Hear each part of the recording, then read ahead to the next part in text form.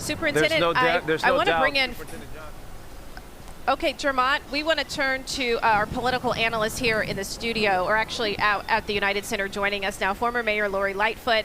And I know, Mayor, you've dealt with situations, if we go harken back to, unfortunately, the incidents with George Floyd in 2020. Yep. And so when you see a scene like this, there was some amount of escalation. They were holding off at first, and then that riot gear came in, and we started to see the arrests.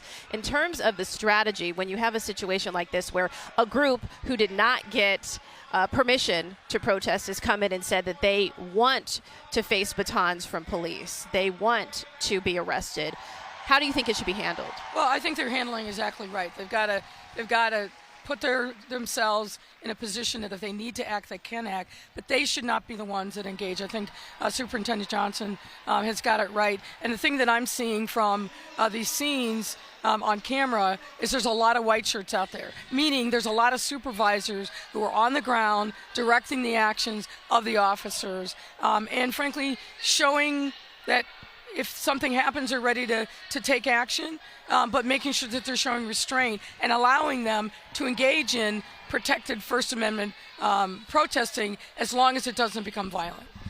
Let's talk about a couple of philosophical questions here and legal questions as well, Mayor.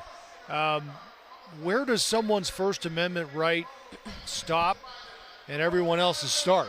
You know what I mean? Everybody's got First Amendment rights, and part of First Amendment rights of living in a democracy is you're going to have people that maybe stand side by side that are disagreeing with each other, and that's okay as long as it doesn't become violent. Violent means violence against people, violence against property, destruction, and, luckily, what we're not seeing here is people throwing projectiles at the police, which we unfortunately experienced throughout the summer of 2020.